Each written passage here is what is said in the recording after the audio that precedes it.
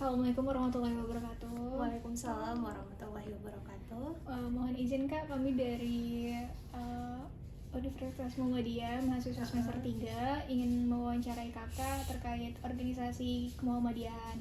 Oke, iya, silakan. Mungkin Kakak berkenan untuk memperkenalkan diri. Oke, terima kasih sebelumnya adik-adik mahasiswa Umri udah datang ke Muhammadiyah, dan mohon maaf sebelumnya pimpinan kan tidak ada gitu kan. Saya mewakili menjawab mungkin apa yang bisa saya sampaikan. Saya Fatma Nofrianti, salah satu staf di pimpinan daerah Muhammadiyah Kota Pekanbaru. Oke, itu perkenalan ya.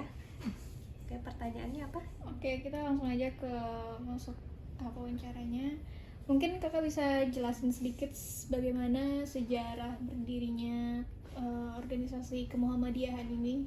Oke, organisasi Muhammadiyah ya. Mungkin udah adik-adik pelajari ya bagaimana sejarah Muhammadiyah didirikannya oleh Kiai Haji Ahmad Dahlan tanggal 18 November 1912 gitu kan.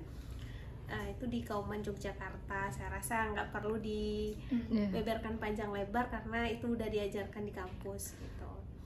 Mungkin banyak juga yang mendorong berdirinya Muhammadiyah, juga alhamdulillah sampai juga ke Pekanbaru gitu kan, dengan segenap upaya yang dilakukan oleh tokoh Muhammadiyah sebelumnya gitu.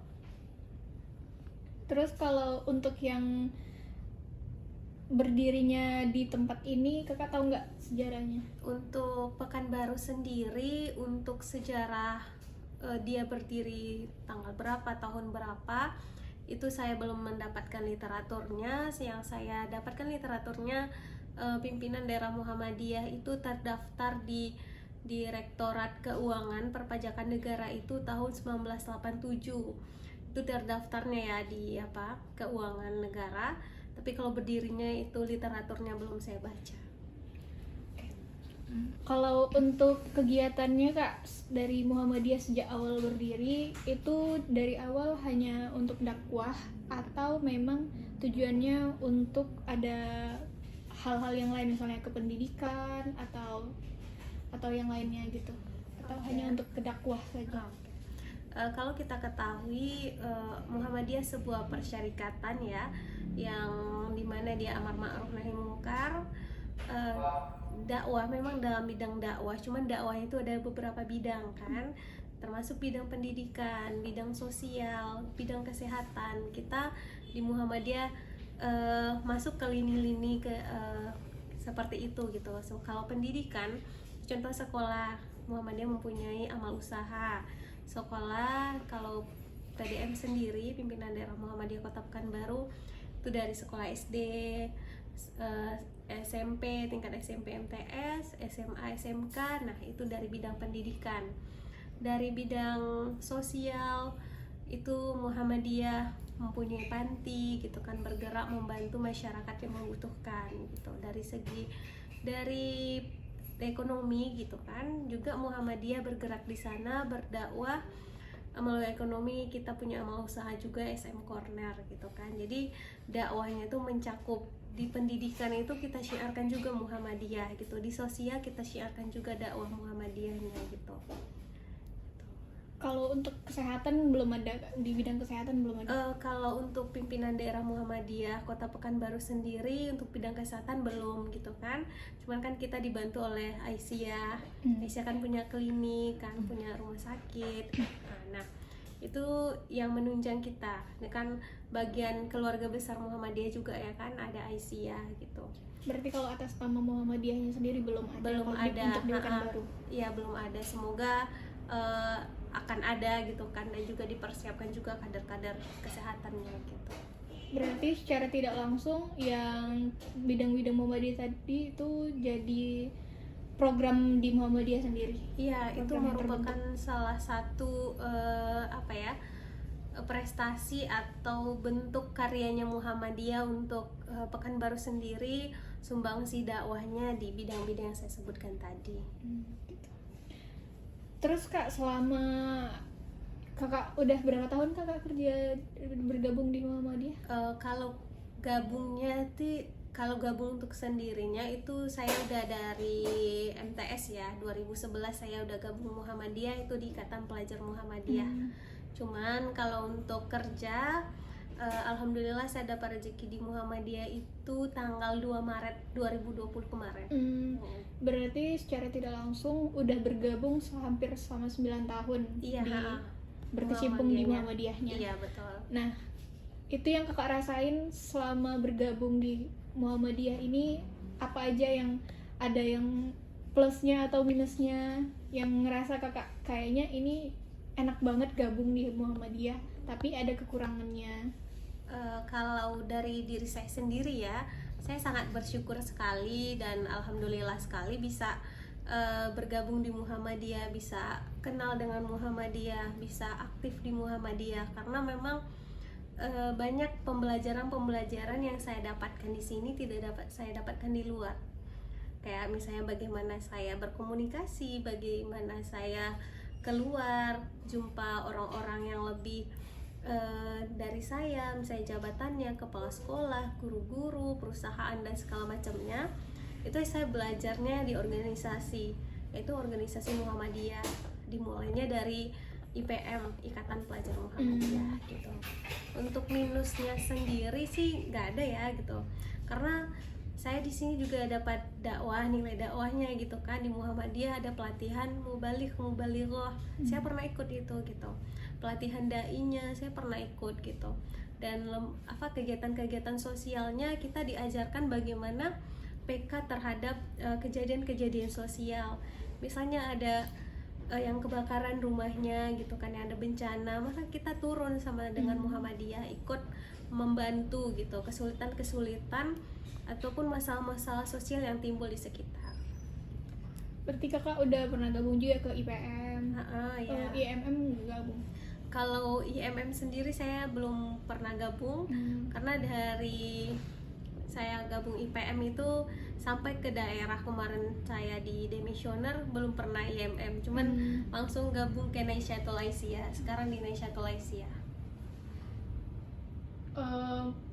Menurut kakak selama ini Muhammadiyah berjalan kayak apa namanya, seperti organisasi lain, kayak hambatan dari luar, faktor-faktor dari luar yang ada yang menjatuhkan Muhammadiyah apa enggak menurut kakak selama hampir 9 tahun kakak berkecimpung dengan Muhammadiyah?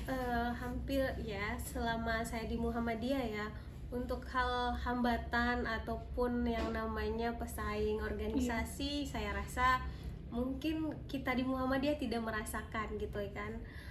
Karena Muhammadiyah itu kan tersohor gitu kan, orang udah kenal Muhammadiyah itu beradab, Muhammadiyah itu rapi administrasinya gitu, karena kita diakui gitu. Dan hambatan-hambatan selama saya di Muhammadiyah dan berorganisasi nggak ada sih, malah kemudahan kita bergabung di Muhammadiyah yang kita dapatkan. Berarti kalau udah orang-orang mengenal Muhammadiyah itu title-nya baik, semuanya baik, title dari Muhammadiyah dikenal orang-orang sebagian besar. Untuk masyarakat awam di dalam tanda kutip ya, mungkin mereka agak sulit untuk memahami Muhammadiyah sendiri. Mungkin adik-adiknya gabung Muhammadiyah dari untuk kalau kami pribadi itu dari masuk kuliah. Masuk kuliah. Nah, kadang-kadang memang ada anggapan orang ya, Muhammadiyah itu sebuah aliran, sebuah paham Islam yang beda dari yang lainnya. Cuman itu mungkin tantangan tersendiri untuk Muhammadiyah juga, bagaimana Muhammadiyah meluaskan dakwahnya, bagaimana Muhammadiyah menyampaikan yang gini loh, Muhammadiyah itu persyarikatan Islam gitu. Yang bedanya cuman kita terorganisir kan, kita menyampaikan dakwah itu sesuai dengan Al-Quran dan As-Sunnah, tidak beda dengan yang diajarkan Nabi, ajaran Islam lainnya. Cuman ada yang bacaan sholat kita beda dengan yang lainnya, itu lumrah karena memang bacaan sholat itu tidak satu gitu. Kalau kita kaji itu di fikih sholat, nah kalau ada baca itu memang bacaan sholat itu beragam, dan Muhammadiyah mengambil yang tarjih, yang paling rojihnya gitu kan, yang paling kuat dalil-dalilnya, maka adalah panduan tarjihnya Muhammadiyah gitu. Mungkin itu tantangan bagi Muhammadiyah berdakwah kepada masyarakat umum gitu. Oke. Mungkin itu aja Kak dari wawancara kita hari ini. Makasih banyak atas waktu Kakak, udah menyempatkan sedikit waktunya. Mohon maaf juga kami mengganggu waktu Kakak. Mungkin ini udah sore dan waktu untuk istirahat, untuk balik, untuk pulang mungkin ya. Makasih banyak Kak, dari kami terima kasih. Ya, terima kasih juga udah datang dan tertarik untuk mengunjungi pimpinan daerah Muhammadiyah ya. Sukses selalu untuk adik-adik semua. Amin. Terima kasih banyak Kak. Assalamualaikum warahmatullahi wabarakatuh. Waalaikumsalam warahmatullahi wabarakatuh. Enggak lah, serem tuh gitu orang-orang gitu. Padahal yang kami udah pelajari juga sampai semester 3 ya sebenarnya pelajarannya sama-sama aja untuk yang al-Islam sendiri, cuma ya memang ya bener sama kata kakak tadi, kalau ada yang bacaan sholatnya yang agak bertambah gitu-gitu. Terus kan karena kita tahu tentang mazhab bukan cuma satu, Iya. ada banyak, ada 4. Jadi kan Muhammadiyah mungkin ngikutin ada beberapanya gitu. Kalau Muhammadiyah sendiri tuh dia nggak pakai bermazhab gitu kan. Oh. Cuman dari semua mazhab tuh itu diteliti mana yang, makanya saya bilang tadi kita ada tarjih kan. Ada majelis tarjih yang tugasnya itu untuk memeriksa kesohihan hadis-hadis atau bacaan sholat yang digunakan gitu. Jadi Muhammadiyah nggak bermazhab. Nggak bermazhab. Ya, cuman dia mazhab Islam doang. Al-Quran dan Sunnah, ikut Al-Quran dan Sunnah. Iya. Men kalau misalnya sesuai dengan mazhab Syafi'i, Hambali, Maliki, ya itulah yang kita gunakan karena itu sesuai dengan Al-Quran dan As-Sunnah, tidak memilih dan tidak memihak kepada salah satu mazhab. Ada lagi mau ditanya? Kondisi nyata tuh udah nggak ditanya. Itu tadi udah masuk semua sih Oh, sebenarnya. semua. Sepanjang itu gitu.